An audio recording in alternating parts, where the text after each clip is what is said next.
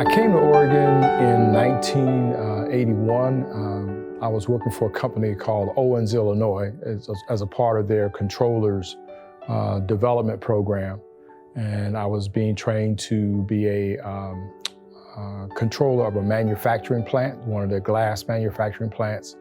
And Oregon was the final stop in my training in their accounting cycle. And I was supposed to be here for 2 years. And 2 years has now turned out to be 41 years that we've now been in the Northwest area. Yeah, I received Christ as my Lord and Savior when I was 9 years old. I was attending the Apostolic Church of Christ in Mansfield. And, when people ask me about my spiritual journey, my statement that I've landed on is that I can't hardly ever remember a time in my life when I didn't know something about the Lord. As a family, we regularly and consistently went to Sunday school when we were little kids. I remember going at 4, 5, 6 years old, and it was through the teaching of some great men and women who spent time with us as kids that I came into a knowledge of who Christ was. Wow, we came to Mt.Olivet through kind of a back doorway, if you will. We were in a period of time in our life where we were in between churches.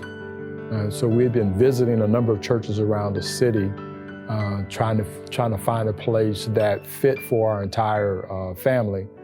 And had friends, one in particular, who always talked to us about Mt.Olivet, Jess McKinley, and his wife, Monique at the time, were always talking to us about Mt.Olivet, but we were kind of, resistant or hesitant to come because, back in 87, 88, and now, this was like 1989, Mt.Olivet was, was really popping back then. It was really popular. It was the hot place to be.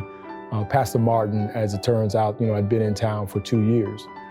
And we didn't want to go just because it was the place to go. We wanted to go to a place where we felt like God was leading us. So after meeting him, in Safeway, and he, extended an invitation to us to come to Mt.Olivet, because I told him that we were in between churches and kind of trying to figure things out. And so we started coming. And at that time, Mt.Olivet was still at the historic Schuyler Street location. They were doing 3 services. And so we started coming to the 3rd service at the Schuyler Street location.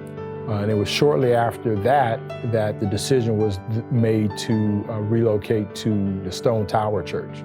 So I think we had come for about 3 or 4 Sundays to that 3rd service. And I told my wife, I said, well, if we make the decision to follow them to Stone Tower, and if they give an invitation for membership, then that's probably a pretty good indicator for us that this is a place where we ought to be.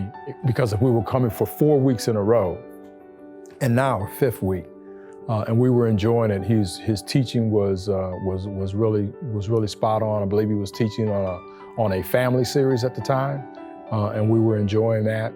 We found that Mt.Olivet was a place where the needs of all of our kids were being met. We had, a young teenager all the way down to a 4-year-old, with a couple of,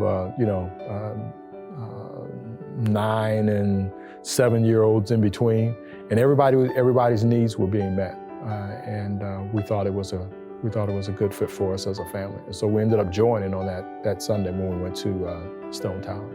The majority of my time here at Mt.Olivet was under the leadership of Pastor James Martin. What a great man of God.